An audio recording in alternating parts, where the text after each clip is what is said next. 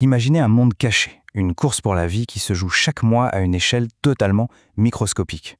Aujourd'hui, on part ensemble pour ce voyage incroyable, direction le cœur de l'ovaire, pour suivre le destin d'un follicule. Alors voilà notre scène, l'ovaire. Ce schéma peut sembler un peu complexe au premier abord, mais c'est le théâtre d'un processus absolument fascinant. Du tout petit follicule primordial jusqu'au corps jaune, chaque élément a un rôle bien précis. Et c'est justement cette histoire, ce périple, qu'on va découvrir ensemble. Bon, pour bien comprendre le voyage, il faut d'abord se repérer. Commençons par un petit tour du propriétaire, l'anatomie de l'ovaire. Tout se passe ici. Nichées dans la cavité pelvienne, on a les ovaires. Ce sont deux petites glandes, elles font à peine 4 cm de long, et pourtant c'est bien de là que toute notre histoire va partir. Si on fait une coupe, on voit qu'il y a deux zones bien distinctes. Au centre, c'est la médullaire. On peut voir ça comme le centre logistique, avec les vaisseaux sanguins, les nerfs. Mais ce qui nous intéresse vraiment, c'est la couche extérieure, le cortex. C'est là que toute l'action se déroule. Le cortex ovarien. Imaginez une sorte de coffre-fort, ou de pouponnière si vous préférez. C'est là que sont stockés tous les follicules ovariens, les héros de notre histoire, à toutes les étapes de leur développement. Allez, passons au début de l'histoire. Il est temps de faire connaissance avec notre follicule dans sa forme la plus simple, au sein de ce qu'on appelle la réserve primordiale. Tout commence avec lui, le follicule primordial.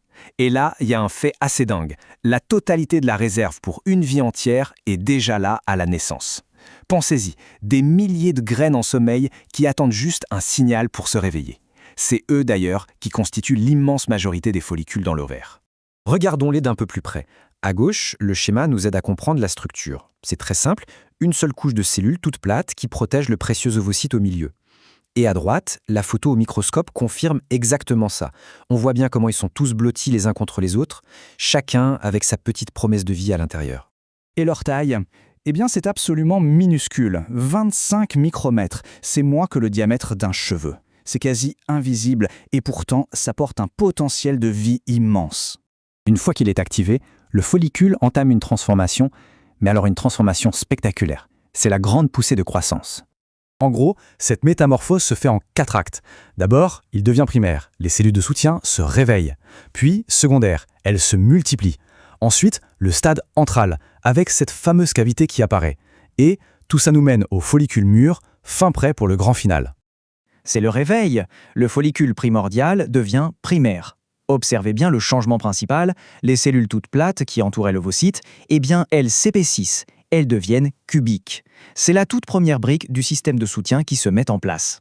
L'étape d'après, le follicule secondaire. Là, ça devient plus complexe. Les cellules de soutien se multiplient, hop, plusieurs couches protectrices.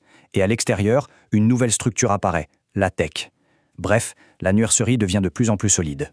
On arrive à une étape absolument cruciale, le follicule antral.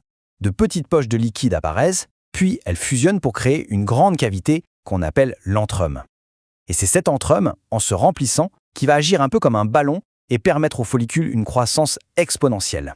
Pour vraiment se rendre compte de cette croissance, il faut regarder les chiffres. Attention, on part de 25 micromètres pour arriver à 20 mm. C'est une multiplication du diamètre par 800. C'est juste une expansion phénoménale. Et voilà le résultat final, le follicule mûr, qu'on appelle aussi follicule de De Graaf. Il est devenu tellement gros qu'il déforme la surface de l'ovaire. Il fait une sorte de bosse visible à l'œil nu. On dirait une bulle sur le point d'éclater. Il est prêt pour le bouquet final. On arrive au point culminant de notre histoire, le moment tant attendu, la raison d'être de toute cette croissance, l'ovulation. Mais alors, la question qu'on peut se poser, c'est, après cette croissance complètement folle, quel est le but ultime de ce voyage? Quelle est la destinée de ce follicule? C'est ça, l'ovulation. Sous l'effet d'un pic hormonal, la paroi du follicule se déchire à un endroit bien précis, le stigma. Et l'ovocyte, avec sa petite garde rapprochée de cellules, est tout simplement expulsé de l'ovaire. La grande évasion. Une fois qu'il est libéré, l'ovocyte est à la croisée des chemins. Deux destins s'offrent à lui.